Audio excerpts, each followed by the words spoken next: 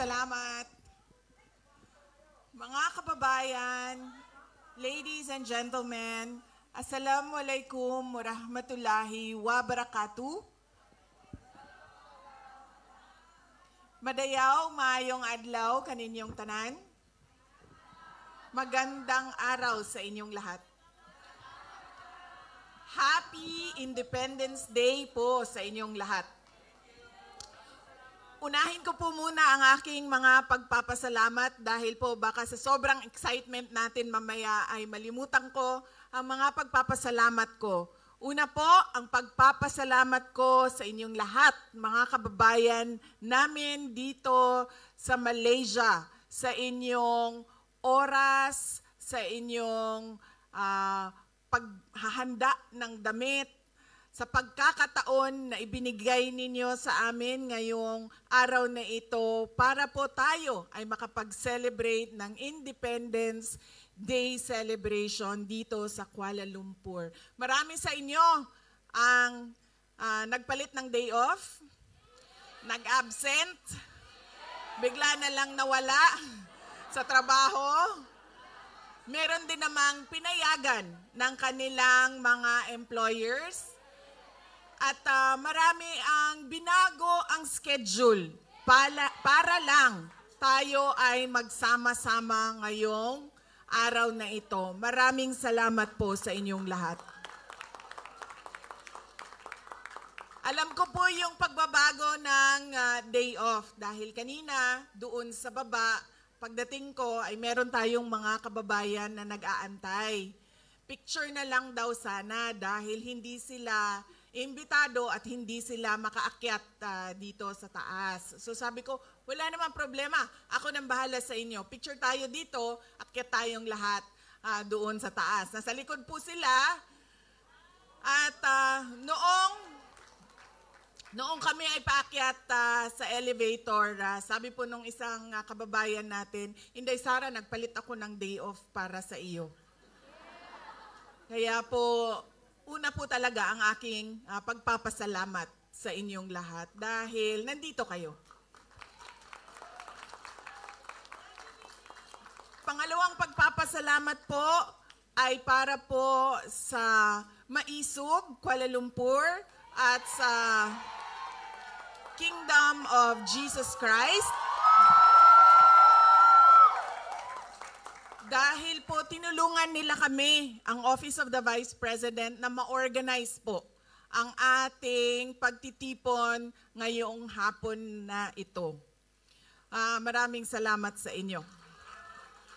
Sigurado ako marami sa inyo ang wala pang tulog dahil sa paghahanda ng ating celebration ngayong araw na ito.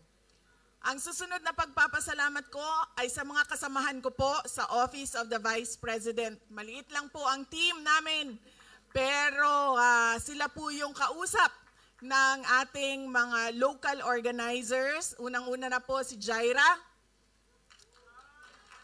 Jaira, led by Jaira. Hindi ko na pangalanan ng iba. Maraming salamat. Si Jaira din po, walang tulog. Galing pa yan sa Hague hanggang papunta sa Kuala Lumpur. Siya po yung kausap lagi ng mga parallel groups natin, ng mga OFWs natin at mga local organizers natin para mabuo po yung mga programa sa iba't ibang lugar sa mundo. Maraming salamat sa mga kasamahan ko. Ang susunod po na pagpapasalamat ay sa akin pong mga kasamahan. Una na po si Senator Amy Marcos, Senator Robin Padilla, si Attorney J.V. Hinlo, si Dr. Marites Richard Mata, at si Attorney Jimmy Bondok. At kasama niya po ang atin pong nagdadalang tao. Congratulations, Attorney Isabel. Alam niyo po, magtataka kayo, tapos na naman ang kampanya. Totoo yun. Pero bakit nandito si Attorney Hinlo, si Attorney Bondok, si Dr. Mata? Kasi po, para sa akin, at alam kong totoo, nanalo po sila sa eleksyon nung nakaraan. Kausap ko po IT experts na nagsasabi hindi talaga pwede na totoo yung mga numero na lumabas. Hindi po ako IT expert, kaya sinabihan ko po ang PDP. Sabi ko, kayo ang partido. Questionin nyo kung paano ginawa ang proseso ng bilangan. Karanasan ko po noong 2022, una ko pong nalaman na baka manalo ako bilang Vice President dahil una pong lumabas ang absentee voting, ang OFW vote. Nakita ko po doon ang panalo ko. Ganun po ang nangyari sa kanila. Panalo po sila sa OFW vote, sa absentee voting. Lahat ng makadaupang kamay ko, lahat ng mayakap ko, lahat ng mahalikan ko, sinasabi ko, dalhin nyo ang kodigo, vote straight tayo, 10 ang ating senators. Kaya po, naniniwala talaga ako, sila ay ating mga senators. Kaya nagpapasalamat din na po ako sa oras nila. Sariling gastos po yan sila lahat dito. Sinasabi po namin sa kanila, imbitado kayo sa Malaysia, pero wala po kaming panlibre sa inyo. Kaya gumastos kayo ng sarili ninyong pera. At alam nyo, sa totoo lang, dahil wala kaming sponsor sa aming pagkain, kanina, si Senator Amy at ako, nag-uusap kami, paano yung libre sa dinner sa mga bisita natin. Sabi niya, wala nang problema, fish head curry lang naman yan, ako na magbabayad yan. Tapos sabi niya sa akin, iba na yon kapag wagyu na ang usapan. Ganyan po, KKB po kami, pero pasalamat kami dahil nandito sila para sa inyo. Hindi po mangampanya, pero magsasabi po sila kung ano po ang kalagayan ng ating bansa. Ang susunod na pagpapasalamat ko po ay sa atin pong mga nag-opening remarks at nagbigay ng prayers. Maraming salamat po sa inyo. Basahin ko lang po mula sa ating programa. Si Ma'am Elizabeth Domingo de Guzman at si Rosela Vedua Orbeta. Maraming salamat. Alam niyo po kanina, naramdaman ko na na Filipino event to kasi kumakanta na kayo at meron ng video okay sa harap Doon ko na medyo kinabahan na ako. Sabi ko, patay na ito. Kantahan na talaga ito. Tapos, kumanta na si Attorney Jimmy Bondok. Sabi ko, patay na to. Gumano na ako kay Senator Amy. Anong handa mo? Sabi niya, wala. Sabi ko, ako din yung naghanda ng kanta. Nung kumanta si Robin, sabi ko, wag na tayo kumanta, wag na.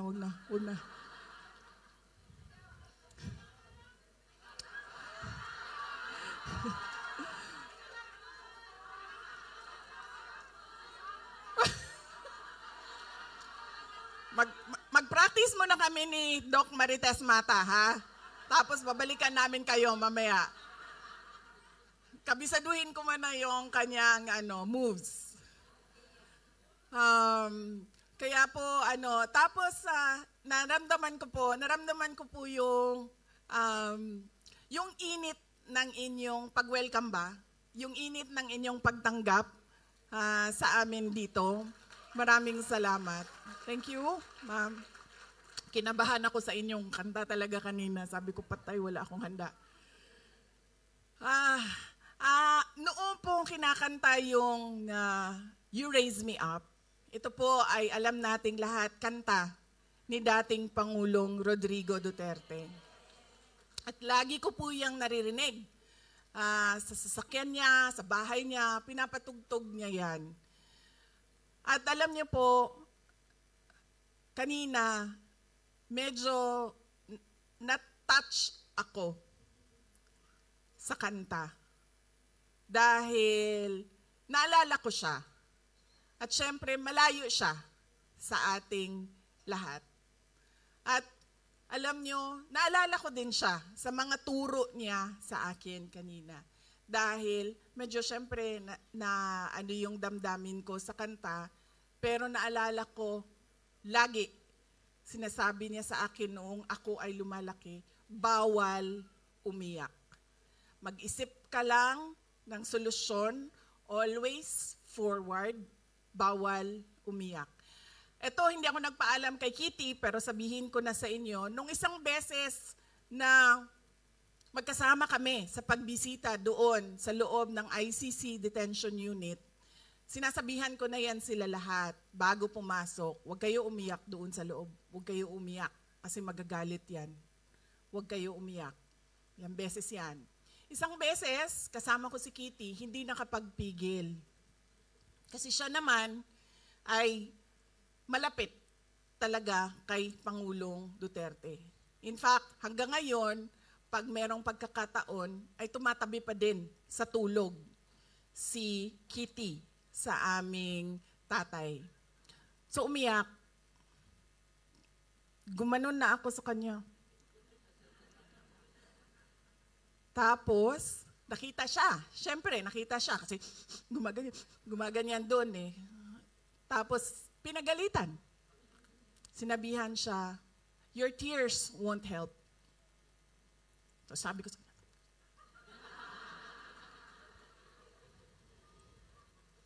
ganun siya. Ganun po talaga siya. Bawal talaga umiyak. Noong bata pa ako, naalala ko, kasi lagi sinasabi, di ba? Pag natumba tayo, Pilipino, pag natumba yung bata, nagagalit yung magulang. Diba? Oh. Nadagma ko. Sinundo niya ako sa paaralan. Tumatakbo ako papunta sa sasakyan. Tapos diretso, plak! Diretso talaga, flat. Medyo hindi pa ako kaagad kasi nagulat ako sa nangyari sa akin eh. Masakit. Pero nakita ko, nakatingin yung tatay ko, nandun sa sasakyan eh. Gumaganyan. Upo ako sa sasakyan, tapos sabi niya, huwag ka umiyak. Masakit eh, di ba? Diretso eh. So ganon po, kahit noong nakwento ko na ito, noong nasa law school ako, iyak ako, sabi niya, hindi nakakatulong yaang iyak mo. Ang dapat mong iniisip kung ano yung solusyon sa problema. Kaya kanina, napakaganda nung kanta at naramdaman ko talaga siya dahil naalala ko yung tatay ko pero bawal umiyak. So, at alam niyo po, Attorney JV, totoo yan. Itim po ang nararamdaman nating lahat ngayon kung ano yung nangyayari sa bayan natin. Kaso po, nung binasa ko yung program, nakalagay po doon, my best dress contest. Sabi ko doon sa mga kasama ko, kasi nahuli na dumating yung mga kasama ko eh. Nung nabasa ko yung program na my best dress, sabi ko, pakisabi, dalhan ako ng Filipiniana. Kasi sasali ako sa best dress contest, di ba? Siyempre. Sali ako sa programa na ito. Pero, nung pagpasok ni Robin Padilla, nakita ko yung kanyang barong, sabi ko, aba, napakaganda ng pagkasukat, pagkatahi. Yung sa akin, medyo maluwang-luwang pa. Sabi ko, wala na, talo na ako sa best dress. Tapos, nung pumasok si Senator Amy, natanggap ko na po na hindi ako ang best dress.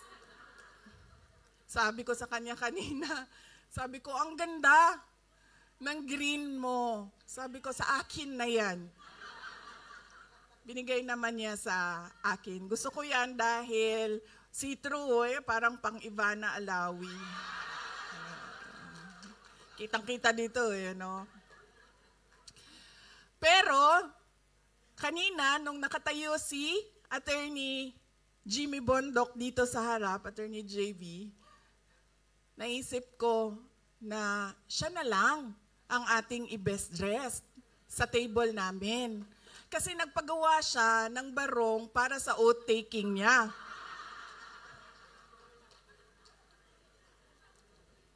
Pwede kita i-oath dito, alam mo ba yon?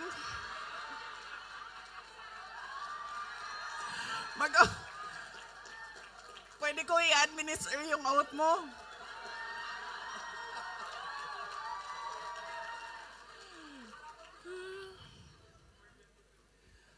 Pero masaya pa rin ako dahil ang nanalo ng ating best dress ay Sara pa rin ang pangalan. Sara Makasait, ma'am, congratulations. At syempre, ang ating male best dressed ay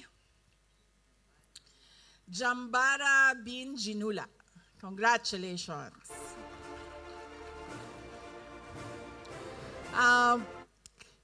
Doc Marites, bahala na si Batman, diba? Sabihin ko sa'yo, wala nang mas Pilipino pa sa akin.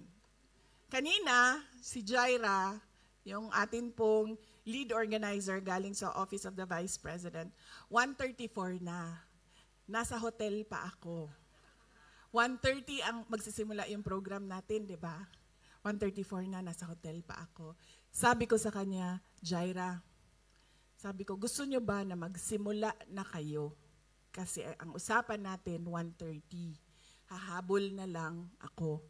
Sabi ni Jaira, hindi. Kasi gusto ng mga kasama natin, mga kababayan natin, kasama kanila na kumanta ng Lupang Hinirang.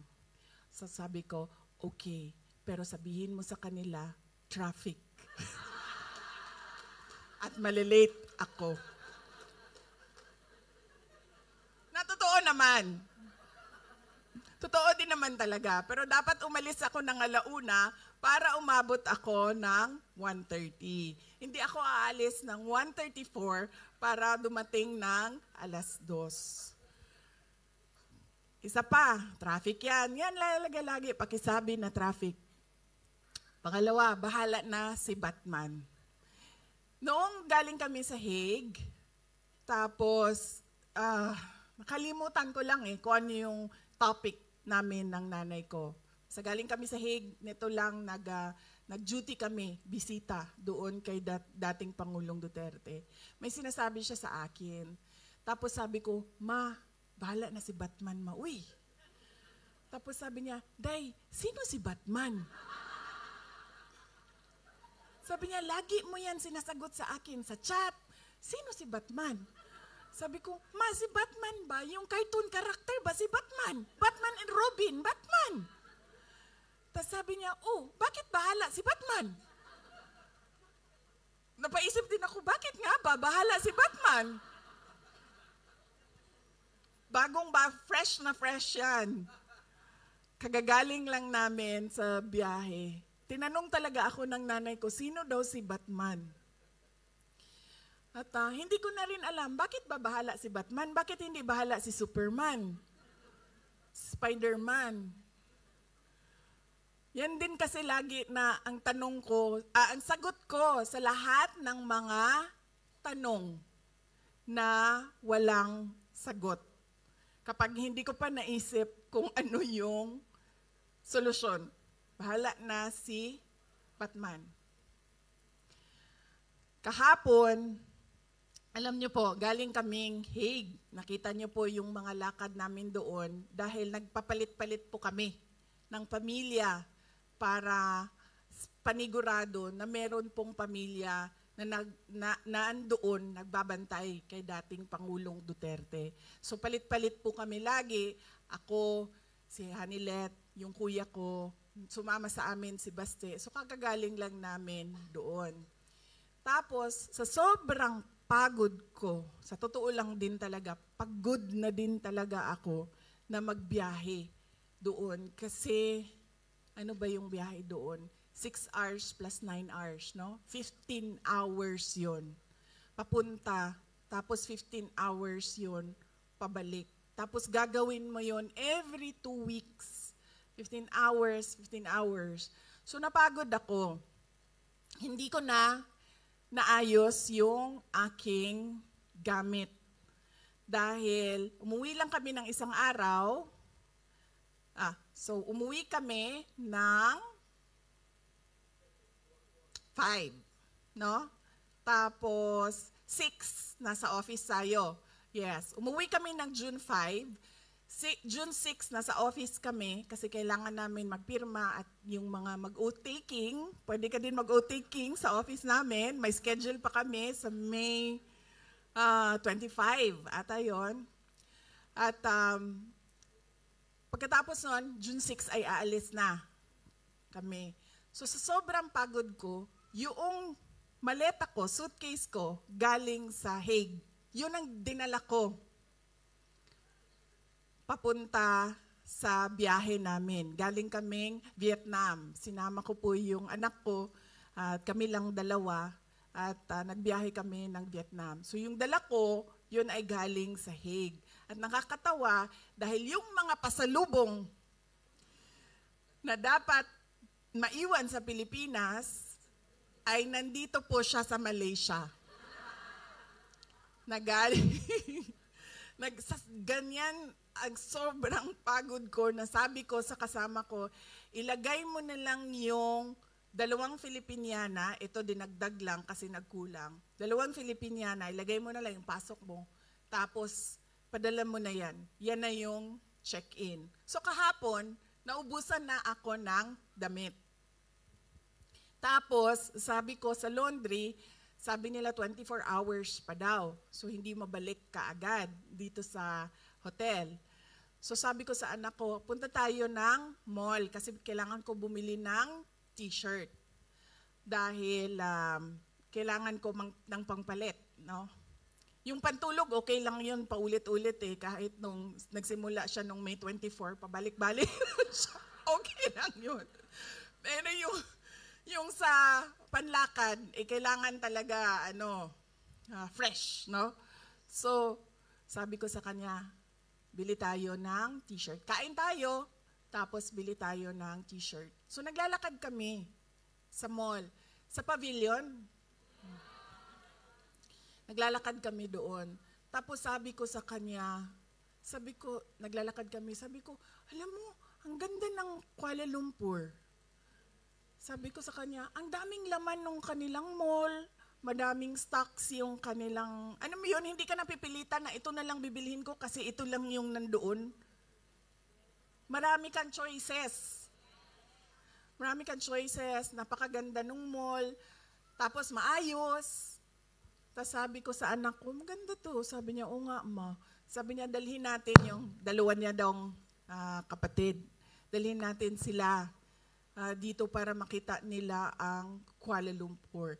Even ang galing sa airport. Malayo ang airport, di ba? Pero napakaganda nung daan. Papunta dito sa sentro ng Kuala Lumpur. Hindi yung sinabi mo, ma'am. Di ba, ma'am?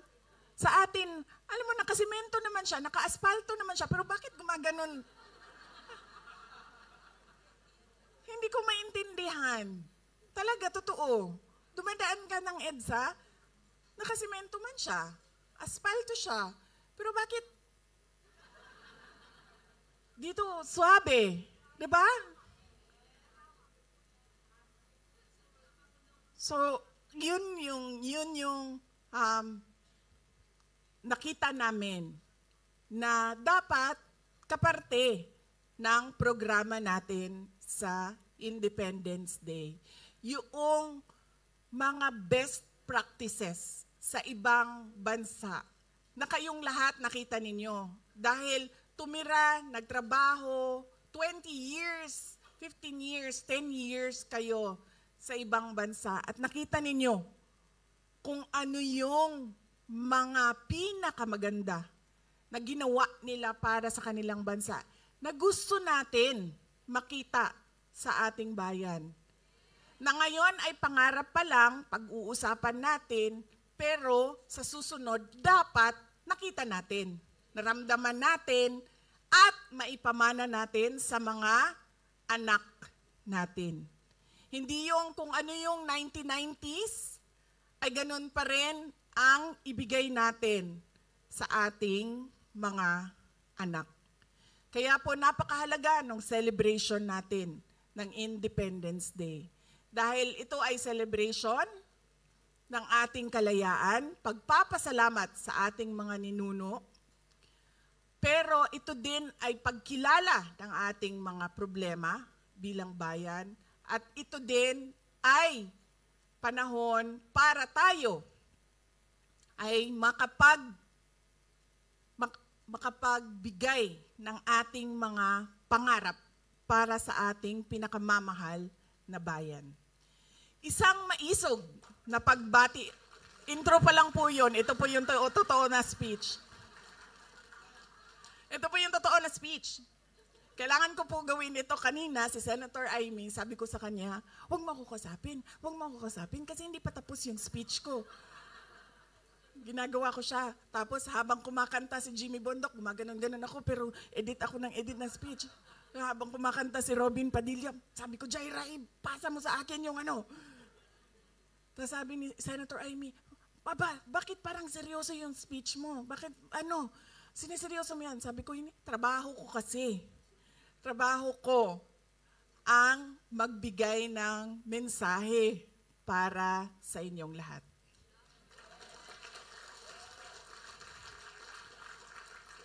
Isang maisog na pagbati para sa lahat ng mga Pilipino dito sa Malaysia at sa lahat ng mga Pilipino sa buong mundo na nanonood sa ating live streaming, na nagtitipon at nagdiriwang ng Araw ng Kalayaan. Isang maisog na pagbati sa lahat ng mga Pilipinong nagmamahal sa Pilipinas at patuloy na naninindigan sa kabila ng panganib na dala nito. Katulad ninyong mga overseas Filipino workers. Matapang ninyong hinaharap ang mga panganib at hirap sa ibang bansa para lang mabigyan ninyo ng komportableng buhay ang inyong mga pamilya sa Pilipinas. Kami po ay nagpapasalamat sa patuloy ninyo na suporta sa ating bayan at sa pag-aalaga ninyo sa inyong mga pamilya na nandun sa ating bayan. Ang inyong mga sakripisyo at tapang ay nagsasalamin sa lalim ng inyong pagmamahal sa inyong pamilya. At dito rin natin nakikita ang inyong malasakit para sa Pilipinas. Ang ating pangarap ay lumaya sa kahirapan at maging matatag ang bansa. Kapag matatag tayo, maganda ang ekonomiya. At kapag maganda ang ekonomiya, may kabuhayan at hanap buhay ang mga Pilipino. Posibleng hindi na kailangan maging OFW.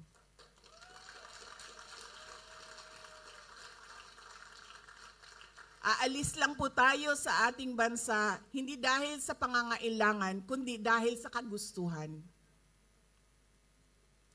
Sa ating pagdiriwang ng Araw ng Kalayaan, tandaan natin ang mga sakripisyo ng ating mga bayani na dahil sa kanilang pagmamahal sa Pilipinas ay walang takot na itinaya ang kanilang buhay at lumaban. Paalala rin ang araw na ito na ang kalayaan ay makakamtan lamang natin kung tayo ay tunay na nagkakaisa.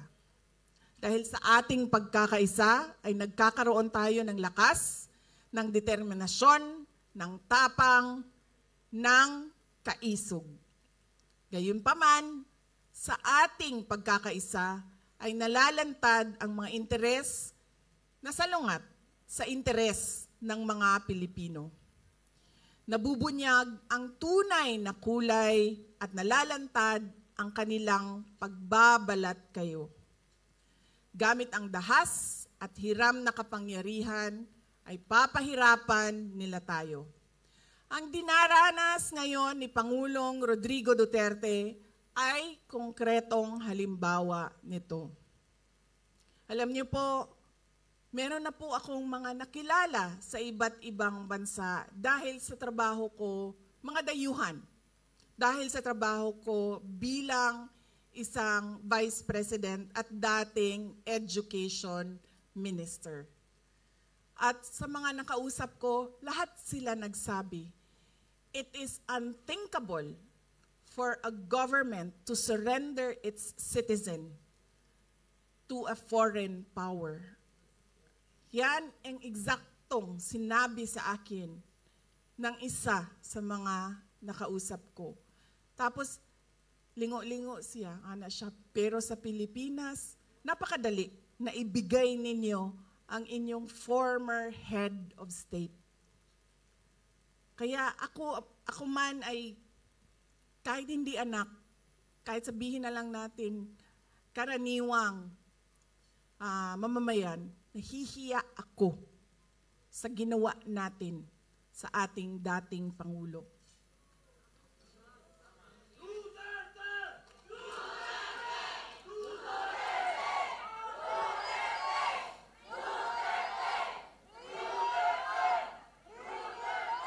At syempre, inimbita ko si Senator Amy Marcos, kung saan man ako pumupunta, dinadala-dala ko siya.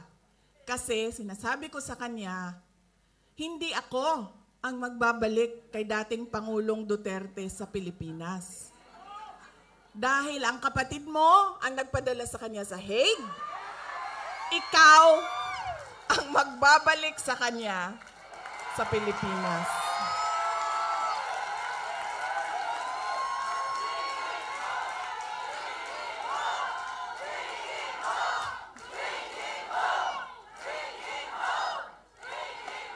Diba? Ako ba din naghatod sa iyahan dito? Dili man? Diba? O, di iyahang igsuon man, di ikaw ang magbalik ana dito sa mua sa Davao. Oh. Kaya dala-dala ko yan siya lagi, kahit saan ako pumunta. Kasi alam nyo, bakit? Kahit saan din ako pumunta, lahat ng Pilipino nagsasabi, iuwi mo sa akin. Sinasabihan ako, kahit nung bata sa kampanya namin sa Manila, maliit na bata na pagbaba ko sa stage, mukha siyang mga 8-9 years old. Sabi niya sa akin, ibalik mo si Tatay Digong. Ha? Bakit ako? Ikaw! Diba? Kaya dala-dala ko yan siya. Kahit saan. Para siyang naka-hostage. Bibitawan ko lang yan siya kapag si dating Pangulong Duterte ay nabalik na sa Davao City.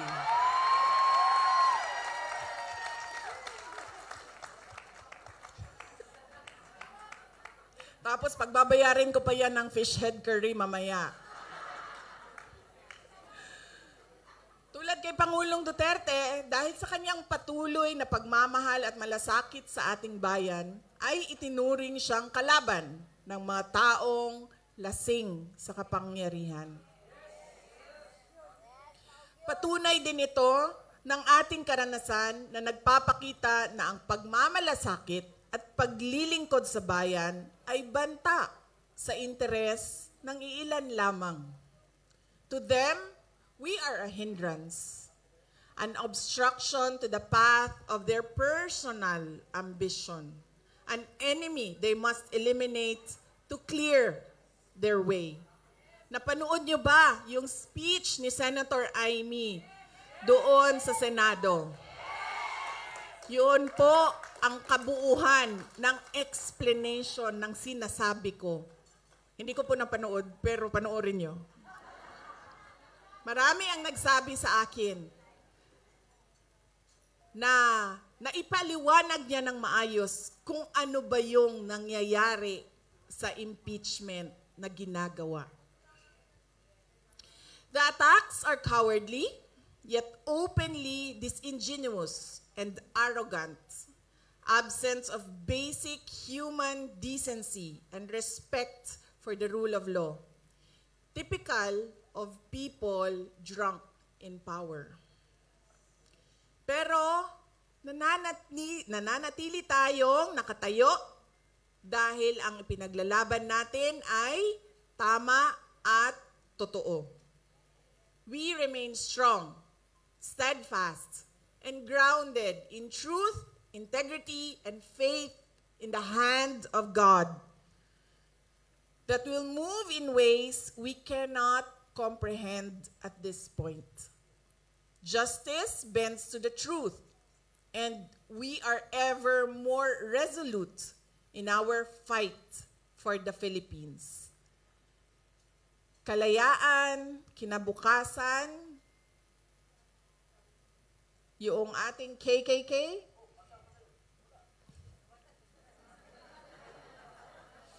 kasaysayan, kalayaan, kinabukasan. At naniniwala akong maipapanalo natin ang laban na ito dahil laban natin itong lahat.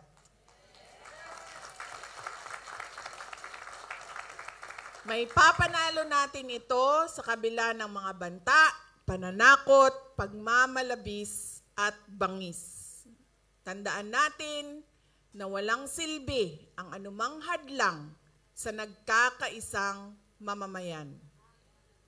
Mga kababayan, alam na natin lahat kung ano ang problema ng ating bayan. Dahil tayo, nagrereklamo tayo araw-araw. Kami na nandoon sa Pilipinas, nararamdaman namin araw-araw. Example na lang, yung tagtag ng EDSA, araw-araw. Kaya ang consultation namin ngayon ay hindi kung ano yung reklamo, kundi kung ano yung naisip ninyo at nakita ninyong solusyon. Nakita ninyo sa ibang mga bansa, kung saan kayo ay nanirahan, kung saan kayo ay nagtrabaho. Whether by choice or by force, you have lived and worked abroad. You have witnessed effective systems and thriving communities. What best practices from other countries should be adopted in the Philippines? What changes would you like to see for a better future? Sa konsultasyon na ito, nais naming marinig mula sa inyo ang inyong mga karanasan sa ibang bansa upang mabago natin ang direksyon ng ating bayan. We should demand change. We should fight for change. Ang araw ng kalayaan ay maging inspirasyon sana natin para patuloy na maging tapat na mga Pilipino. Tulungan po natin ang Pilipinas, huwag tayong mapagod sa pakikipaglaban para sa magandang kinabukasan ng ating mga pamilya, lalong-lalo na ng ating mga anak. Huwag nating ipagkunulo ang kapwa Pilipino o isuko ang interes ng Pilipinas. May pag-asa po tayo. At bilang mga maisog na mga Pilipino, may magagawa tayo. Mga kababayan, sa ating patuloy na pagkakaisa ay hindi tayo mabubuwal. Hindi tayo matutumba. Hindi tayo mapapabagsak. Maligayang araw ng kalayaan, Pilipinas. Ang lahat ng ginagawa natin ay para sa Diyos, sa bayan, at sa bawat pamilyang Pilipino. Syukran.